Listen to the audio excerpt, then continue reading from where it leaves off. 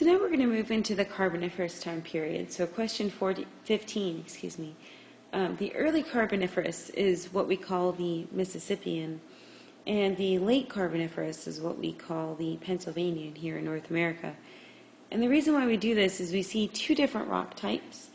The Mississippian is represented by limestone, so again, telling us we're very close to the equator with lots of very warm, shallow water. And B, the Pennsylvanian, is dominated by coal.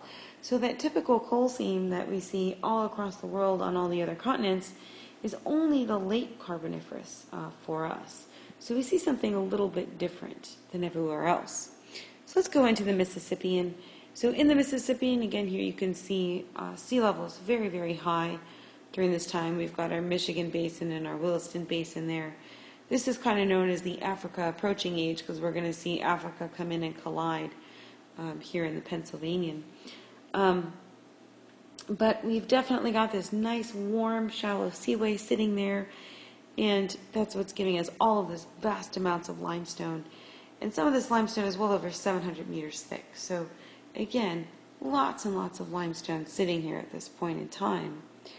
And that limestone, moving into question 16, is very common, as we saw. But this limestone is generally composed, in these coral reefs we had crinoids that were kind of growing all over the place like crazy. And lots of their stem particles were left around. So when we find a piece of limestone that's composed of nothing but crinoid stems, we call it encrinite. That's question number 16. And when I see encrinite, I definitely know that there I am in the Mississippian. So encrinite is a fantastic index fossil for the Mississippian time period. We're going to skip 17 here for a second. But the Cascasia, we're going to see here, moving to question 18, at the end of the Mississippian is going to regress.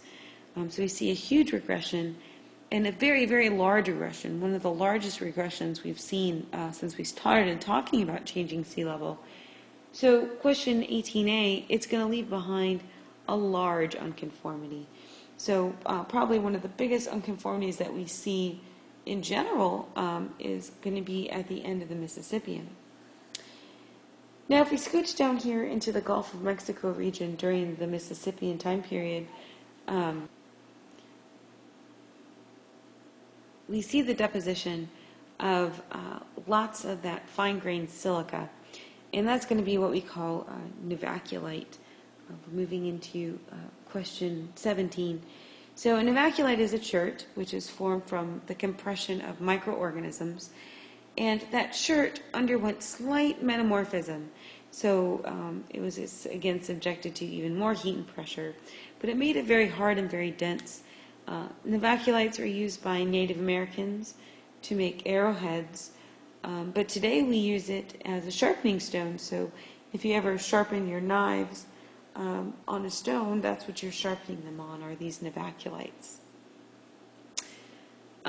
So like I said, the Cascasia is going to retreat at the end of the Mississippian and leave behind this very large unconformity.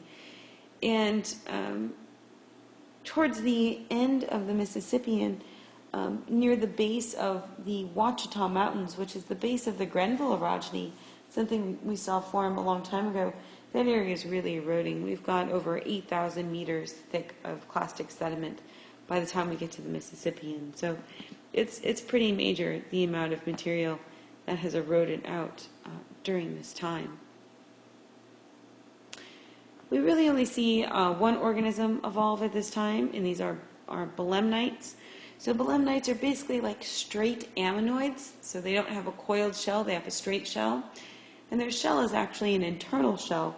So instead of it being on the outside, it's on the inside. And what these organisms are doing is they have a layer of gas in between that hard shell and the soft fleshy covering, and they can move that gas around, which allows the organism to move up and down in the water column.